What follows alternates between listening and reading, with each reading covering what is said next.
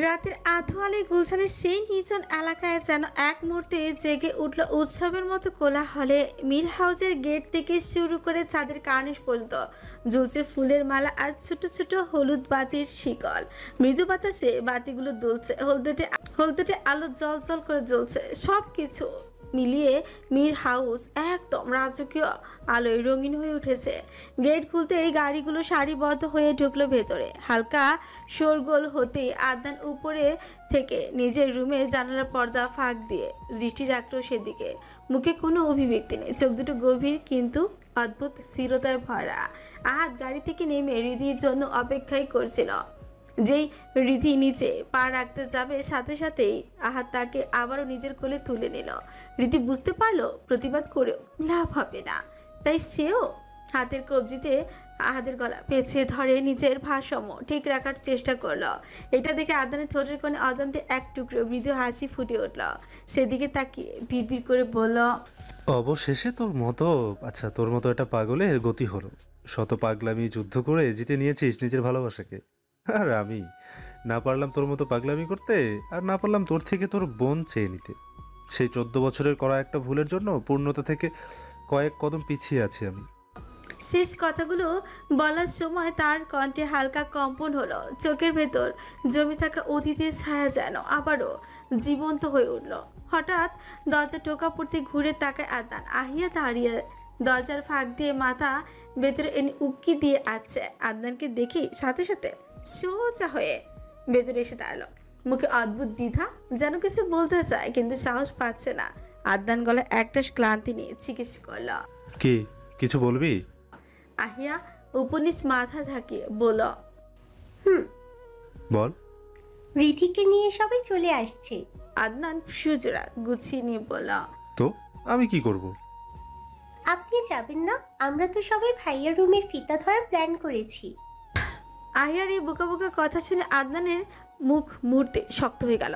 এক কদম এগিয়ে এসে জল শক্ত করে বলল, মাথা খারাপ তোর? বোকার মতো কথা বলছিস কেন? ভাসুর হয়ে এখন আমি যাব বাসর ঘরের ফিতায় ধরতে? ডফার। আহিয়া এক সেকেন্ডের জন্য হতভম্ব হয়ে যায়। নিজেকে কোনো রকম সামলে নিয়ে গলা কাঁপিয়ে বলে, আসলে আমি বুঝতে পারিনি। আমি তো আদনান এবার একটু পিছিয়ে যায়, চোখে হালকা তাচ্ছিল্যের রেখা, ছোটে এক বিদ্রুপ মাখা হাসি দিয়ে বলল, তা বুঝবি কেন? তোর থেকে তো ভালো আদিবা বোঝে। তোর এই এই না বোঝার কারণে যত সব যন্ত্রণা আমার একা ভোগ করতে হচ্ছে। আদনানের শেষের কথাগুলো সাথে মিশেছিল রাগ আর যন্ত্রণার মিশেল। আহিয়া আর কিচ্ছু বলল না, শুধু ছুঁচ কামড়ে ধরে মাথা নিচু করে রাখলো। আদনান সেদিকে তাকিয়ে হঠাৎই বুঝতে পারলো সে একটু রুড হয়ে গেছে। নাক টানার একটা ভঙ্গি করে নিচু গলায় বলল, সরি, আসলে আমার মাথা ব্যথা করছে, তাই একটু ঝাঁঝালো কথা বেরিয়ে গেছে। তুই যা এখন। আয়ার সাথে সাথেই ধরফর করে রুম থেকে বেরিয়ে গেল। আদনান তার চলে যাওয়া পিঠের দিকে তাকিয়ে রইল কিছুক্ষণ।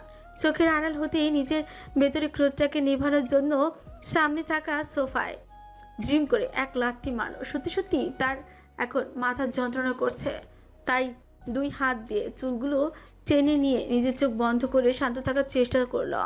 আজ রিধিকে নিয়ে মূল দরজা আসতেই ভেতরে একরকম হুলস্থুলি পড়ে গেল। সে এদিক ওদিক না তাকিয়ে সোজা উপরে হাঁটা দিল, যেন এই কোলাহলের ভেতর থেকে নিজের পৃথিবীটা আলাদা করে নিতে চায়। রিধি আহাদের কোলেই হালকা নড়াচড়া করে মুখ নিচু করে গুজে রাখলো তার বুকে। রিধির কথায় তার সাথে আনিকা, তানভীর, রাইসাও এসেছিল তার সাথে। এখন তারাও আহাদ রিধির পেছন পেছন হাঁটছে। আহাদ সোজা নিজের রুমের সামনে আসতেই থমকে গেল সামনের দৃশ্য দেখে। ধীরে রিধিকে নিজের কোল থেকে নামিয়ে রাখলো। রিধি মেঝেতে পা রেখে লাজুক লাজুক মুখে সবার দিকে তাকালো। এক ঝলক আহাদের রুমের দরজার আগে থেকে লাল ফিতা ধরে দাঁড়িয়ে আছে আদিল, আহিয়া, শাহিন, নাদিম, শাওনও যোগ দিয়েছে তাদের সাথে। আহাদের মেজাজ খারাপই হলো এইসব দেখে। সব জায়গায় শুধু বাধা। কোথায় নিজের প্রিয়সীকে নিয়ে একটু একান্তভাবে মন ভরে দেখবে, তা আর হাউ হতে দিল কই এরা। আহাদের গলা ভারী হয়ে গেল, রাগে তৎকিনমিট করে চেঁচিয়ে উঠল, তোরা আমার রুমের সামনে কি করছিস? আর এসব কি? বাংলাদেশ ইন্ডিয়ার বর্ডারের মতো ফিতা ধরে দাঁড়িয়ে আছিস কেন? আদিল একগাল হেসে ফিতা দোলাতে দোলাতে বলল, এই বর্ডার পার করতে হলে 5 লাখ টাকা দিতে হবে। আহাদের চোখ বড় বড় হয়ে গেল। হোয়াট? 5 লাখ? আমার কি টাকার গাছ আছে? আর তুই না থাইল্যান্ড ছিলি, তোকে কে আসতে বলেছে? আদিল একটু ভঙ্গিমা করে চোখ টিপে বলল, তোমার বিয়ে আমি আসবো না, যত যাই হোক 5 লাখ আর মিস করতে পারি না, তাই না বিভি? শেষ কথাটা বলে সে মুখ ঘুরিয়ে হৃদির দিকে তাকালো। হৃদি তখন আহাদের কাঁধ ঘেঁষে দাঁড়িয়ে লাজুক মুখে তাদের দিকে তাকিয়েছিল। আহিয়া কুনুই দিয়ে আদিলকে গুঁতো মেরে বলল, বিভি আবার কি? বি মানে বিউটিফুল, ভি মানে ভাবি, বিউটিফুল ভাবি। নাদিম হেসে বলে উঠল। সবাই একজোট হয়ে হেসে উঠল, কিন্তু আহাদের মোটেও হাসি পেল না, বরং আরও রেগেই গেল। 2 আঙুলের তুড়ি বাজে কিরমির করে বলল, 2 মিনিট, জাস্ট 2 মিনিটের মধ্যে আমার রুমের সামনে থেকে সরে যা, কুইক। শাহিন এবার এগিয়ে এসে হাত গুটিয়ে নিয়ে বলল, না ভাই, সে আপনি যতই বলেন, আমরা আমাদের পাওনা না নিয়ে যাচ্ছি না। শাহিন, সরি ভাই, আজকে কাজ হবে না। এই সময় পেছন থেকে আনিকা হেসে বলল। আহাত এবার চরম আকারে খেপেই গেল। তার চোখের মনি রাগে কাঁপছে, বুকের ভেতর জ্বালা করছে আগুনের মতন। নিচ থেকে একটানা দাদের হট্টগোল শোনা যাচ্ছে। আফরোজা শেখ সব শুনছিলেন। কপালে চাপা বিরক্তি। হালিমাকে ইশারা করতে কাছে এগিয়ে আসলো। আফরোজা শেখের দৃষ্টি লক্ষ্য করে জিজ্ঞেস করল, কি হয়েছে আপা, কিছু বলবা? আফরোজা শেখের মুখে সেই চিরচেনা স্থির ভাব, কিন্তু চোখে অসন্তুষ্ট স্পষ্ট। তিনি নিজের দিকে তাকে একটু বিরক্ত গলায় বললেন, রাত অনেক হয়েছে হালিমা, এখন সবাইকে নিচে ডেকে খাওয়া দাওয়ার ব্যবস্থা করো। আমার মাথা ধরেছে, আমি ঘরে গেলাম। তুমি হৃদিতাকে যা যা বোঝানোর দরকার বুঝিয়ে দিও। আমি তো শাশুড়ি হয়ে আর এসব বলতে পারি না। হালিমা বেগমের একটু লজ্জা অনুভূতি হলো, নিচু গলায় বলল, আপা, সম্পর্কে তো আমিও শাশুড়ি হই। তবু আমার আর তোমার মাঝে তফাৎ আছে হালিমা। আহিয়ার সাথে যখন তুমি ফ্রি, হৃদিতার সাথেও নিশ্চয়ই ফ্রি হতে প্রবলেম হবে না। ঠিক আছে আপা, আমি দেখছি। হালিমা বেগম স্বামীকে ইশারা করে ডেকে উপরে চলে গেল। আহাত তখন রাগে ফুঁসছে, কিন্তু আশ্চর্য, কেউ তাকে এক বিন্দু ভয় পাচ্ছে না। তার ধৈর্যের বাঁধ ভেঙে গেল। এক ঝটকা আশফাক মীরকে দেখার সাথে সাথে ফেটে পড়ল। চাচ্চু, ওদের আমার চোখের সামনে থেকে যেতে বলো, তা না হলে থাপড়াইয়া এক একটার চেহারার নকশা পাল্টাইয়া দিব। আহাদের কথাটা শুনে তানভীর কপাল গুছিয়ে নিল। হঠাৎ বোধ হলো এই কথাটা তো রিধিও বলেছিল তাকে। তানভীর রিধির কানে ফিসফিস করল, তাই বলি, না খেয়েও এত শক্তি কই থেকে এলো তোর? রিধি আহাদের পাশ ঘেঁষে চুপচাপ দাঁড়িয়েছিল। তানভীরের কথা শুনে মুখের ভেতর রেখে বিড়বিড় করে বলল। তানভীর দ্রুত চুপ হয়ে গেল। আশফাক মীর এগিয়ে এসে আহিয়াদের দিকে একবার তাকিয়ে নিয়ে আহাতকে উদ্দেশ্য করে বলল, এত ঝামেলা না করে ওদের কথা মতো 6 লাখ দিয়ে দিলেই তো হয়। আহাত চেঁচিয়ে উঠল, 6 লাখ? ওরা বলল 5, এখন তুমি এসে বলতেছো 6? আশফাক মীর ফিতার নিচে দিয়ে ভেতরে গিয়ে আহিয়া শাহিনদের সাথে যোগ দিয়ে বললেন, তখন তো আমি ছিলাম না, এখন আসছি যখন আমি ফাঁকা যাব। কেন আমাদের 6 জন 6 লাখ দিয়ে দে, কিপটেমে করছিস কেন? হাত কটমট করে তাকালো হালিমা বেগমের দিকে, একরকম ঘর্ষণ করে উঠল। চাচি আম্মা। হালিমা বেগম দ্রুত পরিস্থিতি সামাল দেওয়ার চেষ্টা করলেন।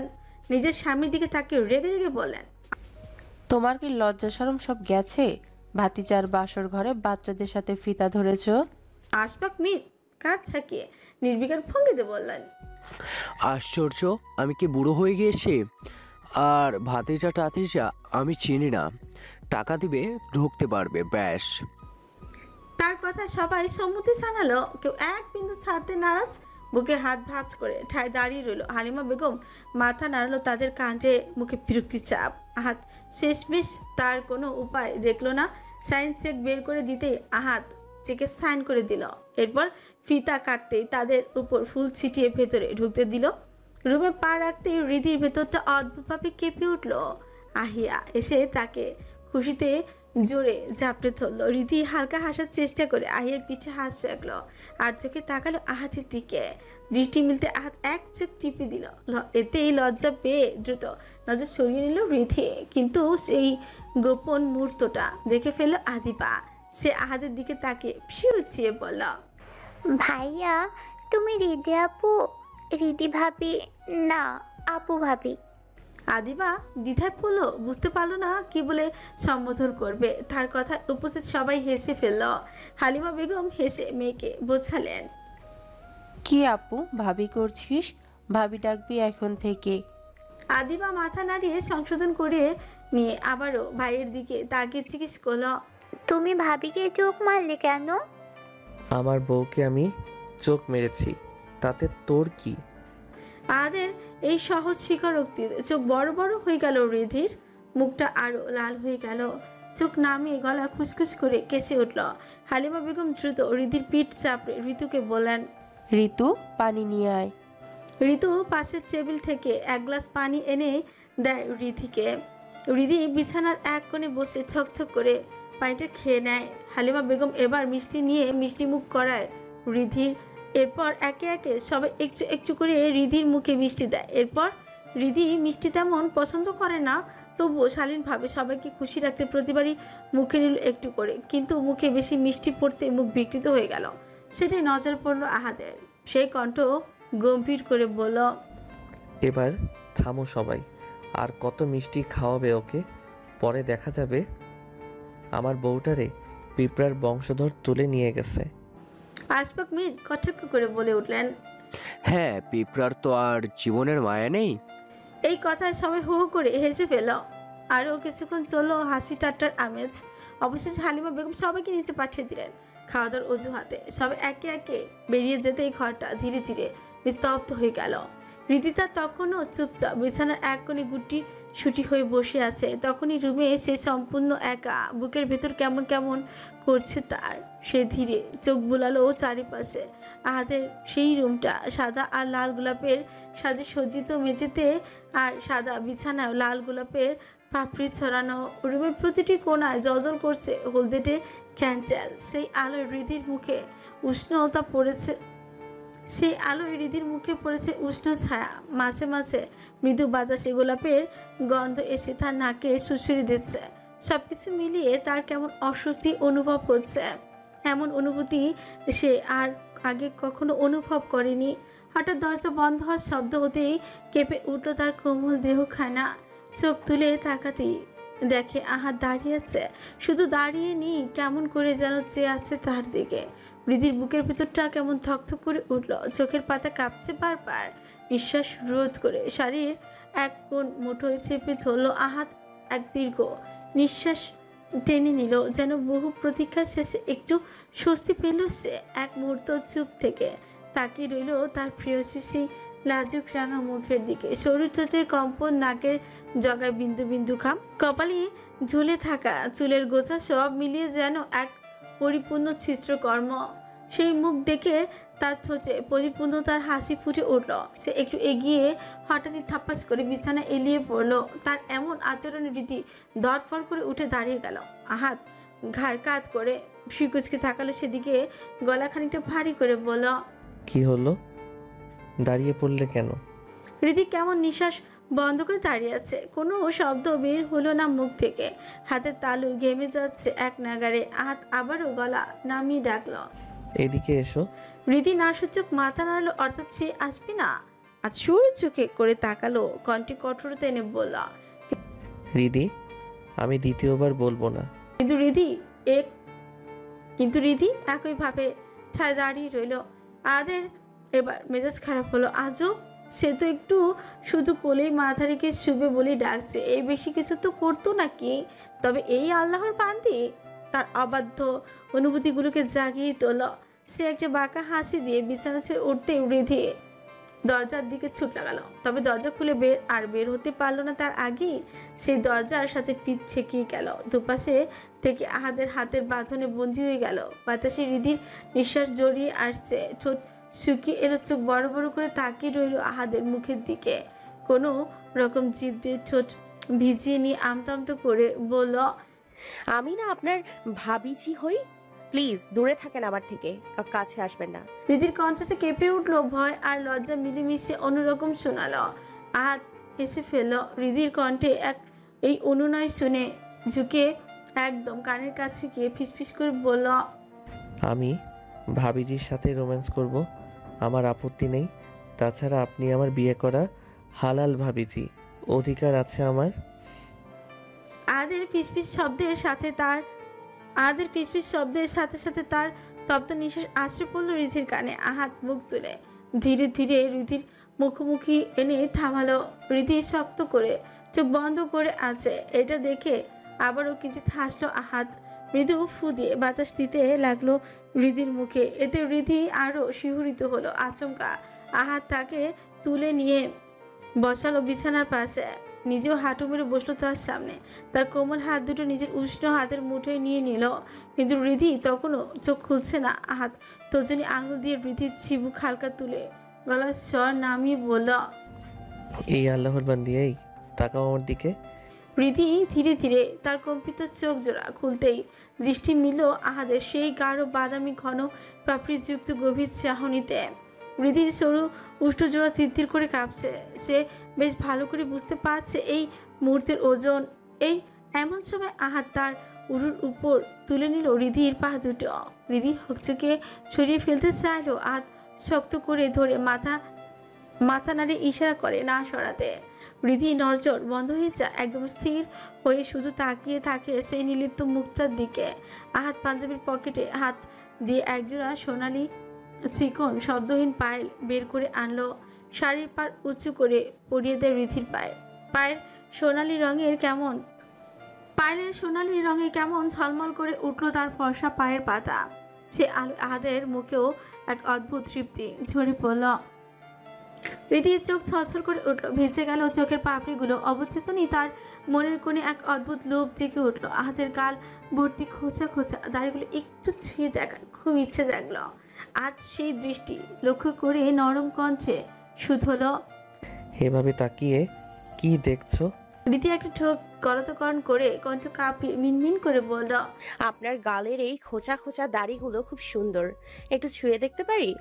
হাত এক সেকেন্ডের জন্য স্তব্ধ হয়ে গেল তার প্রেয়সীর এমন করুণ বাসনা শুনে। অতঃপর রিধি ডান হাত তুলে নিয়ে নিজের গালে ছোঁয়ালো। রিধির আঙুল সেই দাড়ির খসখসে ছোঁয়া লাগতে শিরশির করে উঠল তার শরীর। হাত এবার সেই কোমল হাতটা নিজের তালুর মধ্যে এনে আলতো করে ঠোঁট ছোঁয়ালো। এতে রিধির ছোট মোটো হৃৎপিণ্ডটা আবারও কেঁপে উঠল। হাত বাড়িয়ে রিধির দু গালে স্পর্শ করলো কপালের ছোট্ট ছোট্ট চুলগুলো কানের পাশে গুজে দিয়ে একটু ঝুঁকে আসতে রিধি তাড়া করে উঠে পড়লো। আহাদের হাত মাঝপথে থেমে রইল। মুখটা ফুটা বেলুনের মতো চুপসে গেল। কিছুক্ষণ সেভাবে বসে রইল। অতঃপর উঠে রিধির সামনে গিয়ে দাঁড়াতে রিধির দুপা পিছিয়ে গেল। হাত এবার বুঝতে পারলো তার প্রেয়সী তার কাছ থেকে দূরে সরে যেতে চাইছে। বিরক্তিতে কপাল গুছিয়ে এলো। আরেক কদম এগোতেই রিধি আবারও পিছিয়ে গেল। আহাত এবার হাত মুষ্টিবদ্ধ করে রাগ সংযত করলো। বিরক্তি মুখে রিধির দিকে তাকিয়ে প্রশ্ন করলো, কি সমস্যা তোমার? রিধি ইতস্তত করে শাড়ির আঁচলটুকু কচলাচ্ছে অবিরত মিনমিন স্বরে বলল, ক্ষুধা লাগছে। আহাদের রাগ আরো দ্বিগুণ বেড়ে গেল। সে এক ঝটকায় রিধির মুখোমুখি হয়ে কণ্ঠ নামিয়ে বলল, এমন একটা সময় খিদে পেয়েছে তোমার? রিধি জিভ দিয়ে শুকিয়ে যাওয়া ঠোঁট জোড়া ভিজে আহাদের দিকে দৃষ্টি সরিয়ে নিল। সংকোচ গলা নামিয়ে বলল, আসলে কাল রাত থেকে তেমন কিছু খাইনি, তাই আর কি। কথাটা শুনে আহাদের বুকের ভিতরে একটা মোচড় দিল। মুখের অভিব্যক্তি বদলে গেল। এক মুহূর্তে রাগ মিলিয়ে গেল মমতায়। সত্যি তো রাতের খাবার খেতে দেখেনি রিধিকে। সে রিধির হাত টেনে এনে আবার বিছানায় কোনায় বসালো। আলতো করে তার গালে দু হাত রেখে শান্ত গলায় বলল, তুমি এখানে বসো, আমি খাবার নিয়ে আসছি, কেমন? রিধি শুধু চোখের ইশারায় সম্মতি জানালো। আহাত আর দেরি না করে দ্রুত রুম থেকে বেরিয়ে গেল। এতে যেন রিধি স্বস্তির একটা নিঃশ্বাস নিল। তা না হলে আহাদের অমন ভরার চাউনি তার সব কিছু কেমন এলোমেলো করে দিচ্ছিল। আর তাছাড়া রিধি সত্যি সত্যি খিদেও পেয়েছিল। আইয়া সবে ফ্রেশ হয়ে বিছানায় বসলো। শরীর ক্লান্ত, কিন্তু মনটা অদ্ভুতভাবে অস্থির। চোখ বন্ধ করে ঘুম আসছে না। হঠাৎই তার মাথায় ঝলকে উঠলো আদানের কথা। তখন বলেছিল, মাথা ব্যথা করছে। তারপর আরেকবারের জন্য তাকে চোখে পড়েনি। এখন কেমন আছে, কোথায় গেল, খেয়েছে তো? এই ভাবনাগুলো হঠাৎই তার বুকের ভেতর কেমন একটা কাঁপন তুললো। ঠোঁট কামড়ে ধরে কিছুটা আহিয়া কিছু চুপ করে বসে কিছু একটা চিন্তা করলো। এই ভাবনাগুলো হঠাৎই তার বুকের মধ্যে কেমন একটা কাঁপন তুললো। ঠোঁট কামড়ে ধরে আহিয়া কিছুক্ষণ চুপ করে বসে কিছু একটা চিন্তা করলো। ওনাটা কাঁধে তুলে নিয়ে দ্রুত রুম থেকে বেরিয়ে সোজা আদনানের রুমের সামনে এসে থামলো। একটু দ্বিধা নিয়ে দুবার দরজায় করা শব্দ করলো, কিন্তু কোনো সাড়া এলো না। আহিয়া এবার দরজাটার ভিতরে উকি দিয়ে রুমের চারিদিক চোখ বুলালো। রুমটা আদৌ অন্ধকারে ঢাকা, কিন্তু কোথাও আদনানকে দেখতে পেল না। আহিয়া একটু থেমে দাঁড়িয়ে রইল কিছুক্ষণ দরজার কাছে। কেমন একটা উদ্বেগ চেপে বসলো বুকের ভেতর। অতঃপর নিঃশব্দে রুম থেকে বেরিয়ে এসে চারপাশে তাকালো। হঠাৎই দৃষ্টি গিয়ে পড়লো ছাদের সিঁড়ির দিকে। উপর থেকে আসছে হালকা বাতাস আর ম্লান চাঁদের আলো। সে একরকম ভয় নিয়ে ধীরে ধীরে ছাদে উঠে আসে। দরজার কাছে পৌঁছাতে থমকে গেল আহিয়া। মৃদু বাতাসে ওড়না দুলে উঠল। আর ঠিক তখনই তার চোখে পড়লো আদনান রেলিংয়ের পাশে হেলান দিয়ে দাঁড়িয়ে আছে। চারপাশে আলো অন্ধকার, কেবল চাঁদের ম্লান আলো তার মুখে পড়ে এক অদ্ভুত ছায়া তৈরি করছে। এক হাতে জ্বলন্ত সিগারেট, মুখ থেকে ধোয়ার কুণ্ডলি ছাড়ছে ধীর ভঙ্গিতে। আহিয়া একদম স্থির হয়ে গেল এই দৃশ্য দেখে। যেন শরীরের সব শব্দ হারিয়ে ফেলেছে। সে অবিশ্বাস ভরা চোখে তাকিয়ে রইল। যে আদনান তার শরীর স্বাস্থ্য নিয়ে এতটা সচেতন, সেই কিনা সিগারেট হাতে দাঁড়িয়ে আছে। বিস্ময়ে তার মুখ থেকে বেরিয়ে আসলো। আদনান ভাই। চমকে ঘুরে তাকালো আদনান। আহিয়াকে দেখে এক মুহূর্তে স্তব্ধ হয়ে যায়। তার চোখে বিস্ময় আর অস্বস্তি। তড়ি করে সিগারেটটা নিচে ফেলে পা দিয়ে মারিয়ে নিভিয়ে দিল। চারপাশের ধোঁয়া হাত দিয়ে সরিয়ে দিতে লাগলো, কিন্তু যেন কিছুই ঘটেনি এমন ভান করছে। আহিয়া বড় বড় পা ফেলে এগিয়ে এলো, কণ্ঠে বিস্ময় আর অভিযোগ মিশে আছে। আদনান ভাই, আপনি স্মোক করেন? আদনান হালকা নড়েচড়ে দাঁড়ালো, ঘাড় চুলকে এদিক ওদিক তাকালো, কিন্তু কোনো উত্তর দিল না। বরং নির্লিপ্ত গলায় উল্টো প্রশ্ন করলো, তুই এত রাতে ছাদে কেন এসেছিস? ভয় লাগে না তোর? আমি তো জানতাম আপনি ছাদে আছেন, তাই তো এলাম। কেন? আহিয়া এক সেকেন্ড চুপ থেকে বলল, একটা প্রশ্ন করব আদনান ভাই। আদনান এবার চোখ তুলে তাকালো তার দিকে। চাঁদের আলোয় আহিয়ার মুখটা যেন আরো কোমল লাগছে। চোখে একটু সংকোচ, তবু দৃঢ়তা আছে। সেই চোখে সরাসরি তাকাতে পারল না আদনান। হালকা দম নিয়ে মুখ ফিরিয়ে বলল, না। আবারও কিছুক্ষণ নীরবতা, শুধু বাতাসের শব্দ। এবার আহিয়ার মৃদু কণ্ঠ ভেসে এলো প্রায় অনুনয়ের সুরে, শুধু একটা প্রশ্ন করি না আদনান ভাই। সে কণ্ঠের ভারে আদনানের অনর মনেও একটু নরমতা ভাব এলো। গম্ভীর গলায় বলল, ঠিক আছে বল। আহিয়া হেসে আদনানের পাশ ঘেঁষে ছাদের রেলিং ধরে দাঁড়ালো। দুজনের মাঝখানে হালকা দূরত্ব, কিন্তু বাতাসে ঘন ঘন হয়ে আসে অস্বস্তির একরাশ নীরবতা। আদনানের দিকে তাকে নিচু গলায় বলল, আপনি সেদিন বলেছিলেন আপনি রিধিকে এমনিতেও বিয়ে করতেন না। যদি তাই হয় তাহলে রাজি হলেন কেন? কথাটা শুনে আদনান চোখ তুলে তাকালো আকাশের দিকে। চাঁদের আলোয় তার মুখে ভেসে উঠল অদ্ভুত এক হাসি। তাতে ব্যথা আছে, ঠাট্টা আছে, আবার অপূর্ণতার ছায়াও আছে। সে ধীরে ধীরে বলে উঠল, বাজি জিততে। আহিয়া অবাক হয়ে তাকালো ফ্রিজের কুচকে, আবারও প্রশ্ন করল, বাজি কিসের জন্য? তোর জন্য। আদনান নির্দ্বিধায় উত্তর দিল। বুকের ভেতর কেমন ধপ করে উঠল আহিয়ার। চোখ সরিয়ে নিল, তৎক্ষণাৎ ঠোঁট শুকিয়ে এলো, ছোট করে বলল, ও। আদনান তাকিয়ে রইল, চোখের প্রশ্নে আগুন। ও, তুই বুঝতে পেরেছিস আমি কি বলেছি? আহিয়া যদিও কিছুটা বুঝতে পেরেছে, তবু দুই দিকে না সূচক মাথা নাড়ল। আদনানের চোখ বন্ধ হয়ে গেল মুহূর্তের জন্য। নিজের ভেতরের আগুন সামলাতে পারছে না, কণ্ঠে কঠোরতা নিয়ে বলল, তাহলে ওহ বললি কেন? আহিয়া অনুভব করলো আদনান রেগে গেছে। বুক কেঁপে উঠলো তার। তাদের মাথা নিচু করে বলল, আমি আসছি। এই বলে এক দৌড়ে সেখান থেকে চলে গেল। আদনান চেঁচিয়ে ডাকলো, আহি, আহি।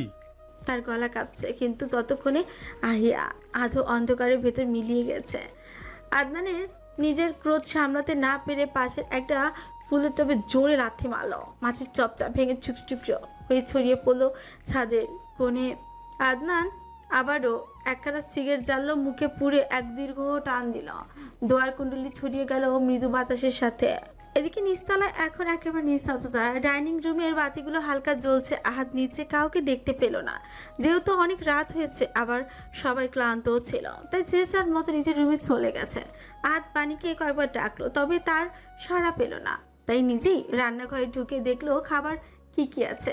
রান্নাঘরে ঢুকতে হালকা বিরিয়ানির গন্ধ নাকে এসে ঠেকলো। চারিদিকে চোখ বুলিয়ে দেখলো সবকিছু গোছগাছ করে ফ্রিজে তুলে রেখে দিয়েছে, শুধু বড় একটা হাঁড়িতে বিরিয়ানি ঢেকে রাখা, আর সেটা হালকা গরম বলে হয়তো রাখা হয়নি।